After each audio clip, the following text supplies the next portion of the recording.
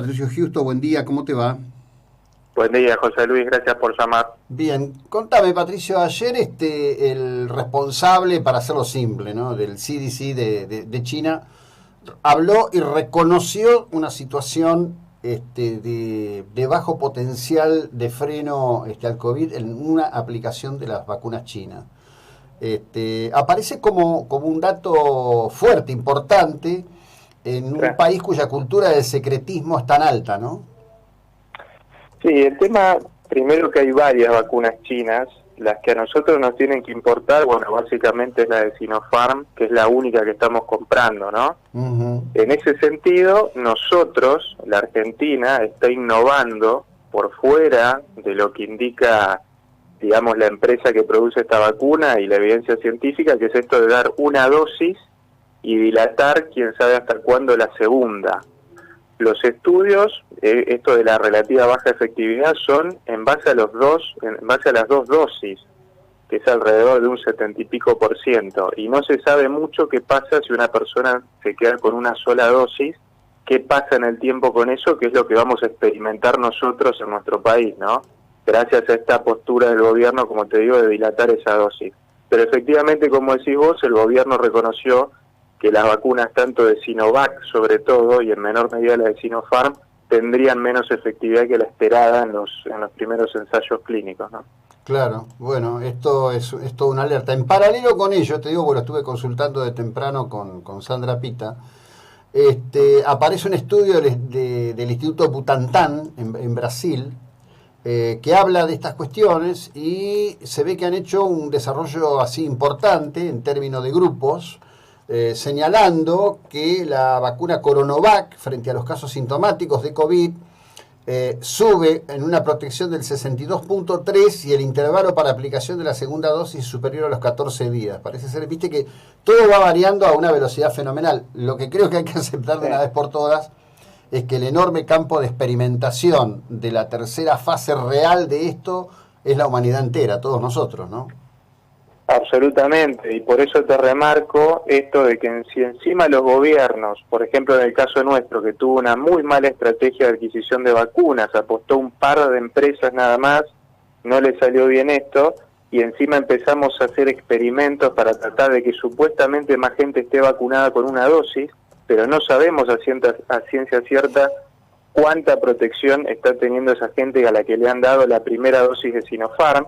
Nosotros estamos, como decís vos, siendo un campo de experimentación a cielo abierto, y la verdad que ya involucrando a los mayores, porque vos sabés que esta vacuna de Sinopharm también ya se la empezó a aplicar a mayores de 60 años, así que es una situación delicada. Sí, sí, ya lo creo que sí. Bueno, dos cosas que te quiero preguntar que corren fuerte en las redes y que vos nos vas a ayudar a entender mejor con tu conocimiento que tenés de la relación del marco de lo que es China. ¿Es real que en China ya todo funciona como si nunca hubiera ocurrido nada? ¿Y es real que en China no se vacuna? Las dos cosas, sí, son relativamente ciertas en ese sentido. Bueno, lo que es la vida en normalidad, yo te diría que desde hace un año en China se vive con normalidad. China ha controlado rápidamente el fuerte brote que tuvo en Wuhan y en otras zonas del país hacia principios del 2020. Desde entonces, ¿qué pasa? Hay brotes en distintas ciudades que son controlados rápidamente, sobre todo en ciudades fronterizas ha pasado esto, por extranjeros o chinos que retornan, que vuelven con la enfermedad.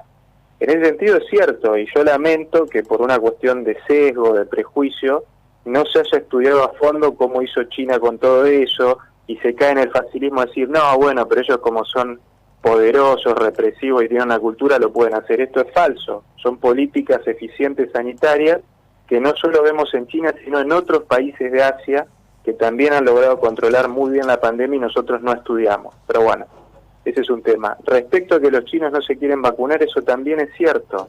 Ahí hay dos cosas, yo te diría.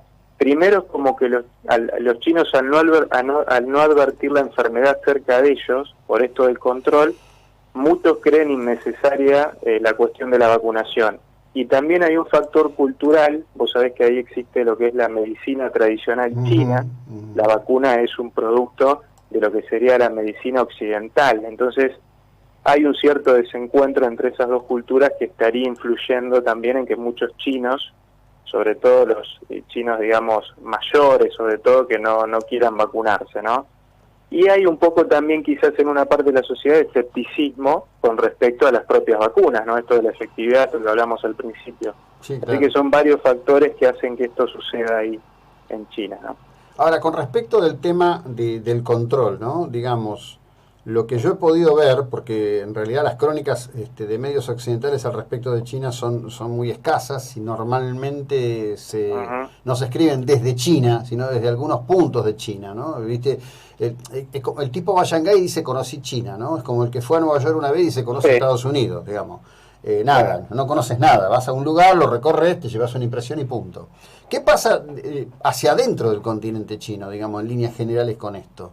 Donde imagino que el marco de control debe ser mucho más estricto que el que hay sobre las grandes ciudades, inclusive por su propia dimensión.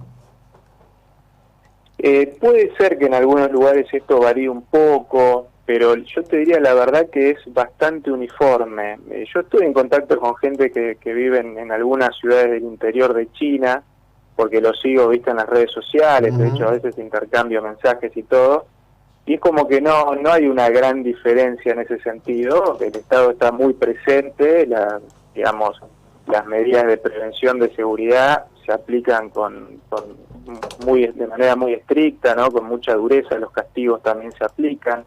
En ese sentido, el Estado está presente en prácticamente todo el país. Por supuesto que si te vas a algún lugar del interior más recóndito, esto puede variar un poco, sí, porque China es como un gran continente, es un país enorme con una diversidad interna también muy fuerte. Claro, sí, sí, sí, sí, objetivamente. Y cuando te conectás, porque allá no, WhatsApp, todo esto no existe, tenés otras redes, ¿podés interconectar a través de esas redes? Mira, el WhatsApp, todo lo que es Gmail, Facebook, todo eso está bloqueado, pero vos te conectás fácilmente con un VPN, que es un servidor privado, te bajás una aplicación en tu celular y te conectás. Yo en el tiempo que vivía allá, y bueno, las veces que he viajado, ahora desde el 2019 que no viajo, por esto de la pandemia, te conectás con relativa facilidad con eso y los chinos también lo usan. Esto es como una cuestión como que el gobierno mantiene ese bloqueo y sabe, obviamente, que la mayor parte de la sociedad lo elude.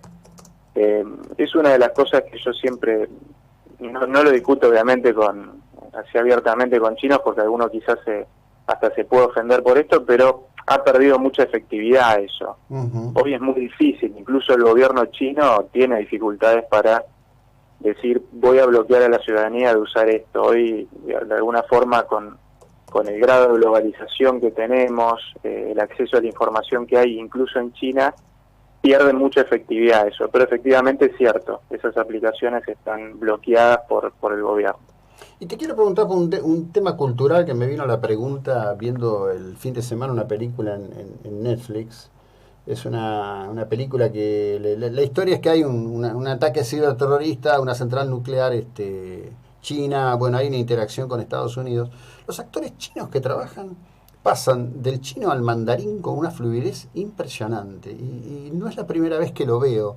Me da la impresión que el estudio del inglés es algo, porque todos hablamos de cómo se está estudiando chino en el mundo, pero me parece que los chinos Sí. siguen teniendo un gran interés por manejar el idioma inglés, ¿no?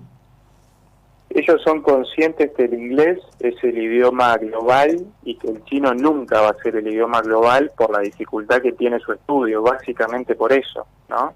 Mm. Más allá que ellos admiran su lenguaje, consideran que obviamente es mucho más rico que el inglés comparativamente en ese sentido.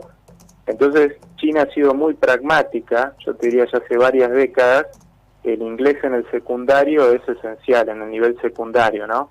Y Ujú. un chino para ingresar a la universidad tiene que dar el famoso Gaokao, que es ese examen general de 5 materias, en las cuales una es el inglés.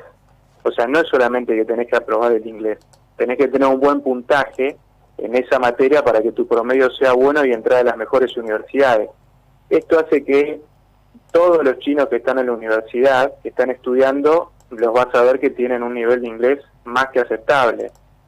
Así que esto ya está generando que hay una generación, te diría todos los menores de 40, 40 y pico de años, que tienen estudios de ese nivel hablan bien inglés, cosa que vos te ibas años atrás a China y era muy difícil esto. Obviamente vos vas a un supermercado, viste, andás en la calle, te tomás un taxi y los chinos esos no hablan inglés, ¿eh? Pero lo importante es que toda esa generación con buen nivel educativo que está emergiendo en China maneja muy bien el inglés y eso le permite insertarse en la globalización mucho más fácil, ¿no? Muchos de ellos también van a estudiar al exterior, vuelven y ahí mejoran su idioma y estudian otros idiomas. El español se está estudiando muchísimo en China, muchísimo, está superando al alemán, al francés, a otros idiomas tradicionales que eran secundarios. El español es muy interesante como está avanzando también en China. Qué buen dato ese, porque justamente era algo que muy bueno para nosotros, claro, muy importante para nosotros. Sí, por supuesto que sí. Te cierro con esto. Bueno, esta charla con Patricio aquí al aire surgió ayer por un intercambio de post que hicimos en Twitter, ¿no? Y me gustaría que compartas tu observación con nosotros en este sentido. Del viernes al domingo la cantidad de casos que se subieron bajó notablemente, así como la cantidad de fallecidos.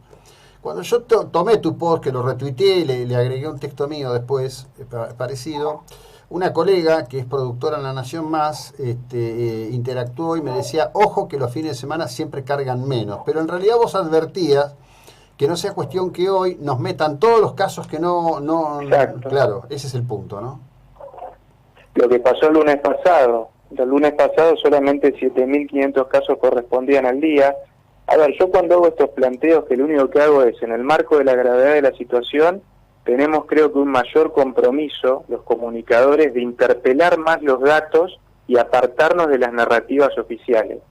Porque si hay alguien a quien le sirve esta narrativa de la segunda ola, es al gobierno, que ahora se está de vuelta victimizando, y dejamos de hablar de esto, de lo que están haciendo con las vacunas, las que no compraron, lo mal que las aplican, los vacunados VIP, etcétera.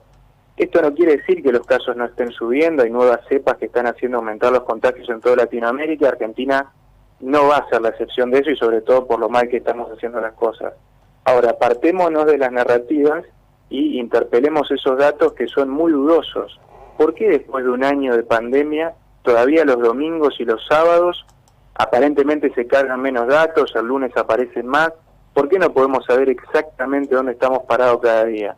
¿Y por qué también no analizamos qué está pasando con las muertes, qué está pasando con las camas UTI?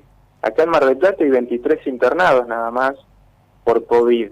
Esa no es una cuestión que estemos saturados, como salió en C5N, no sé si lo viste, estuvo toda la semana con el tema de la clínica Purredón, ¿no?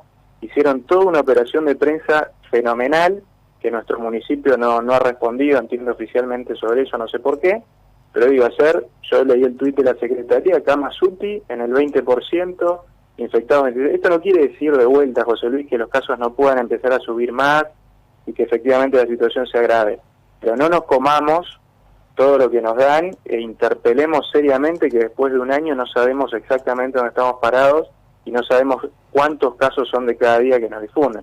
Así que si hoy aparece un pico de 30.000, va a generar alarma, va a justificar eso, que después se anuncien medidas más duras, y no debiera ser así. Simplemente eso, no soy un negador de la pandemia, como muchos me han dicho, ni mucho menos. No, eso lo tengo recontra claro, y por eso es el valor de poner esto en atención de la audiencia. Patricio, gracias. Te agradezco tu difusión también. Bueno, te agradezco mucho. Un abrazo, nos vemos. Un abrazo grande, que sigas bien el programa. Bueno, Patricio Justo, que justamente es un experto en temas de China, que siempre es valioso recurrir a él, y esto que planteaba ayer, decía, bueno, mirá, lo que están cargando en el sistema indica una caída de casos e indica una caída de fallecimientos, que no te metan un bulo de vuelta el lunes.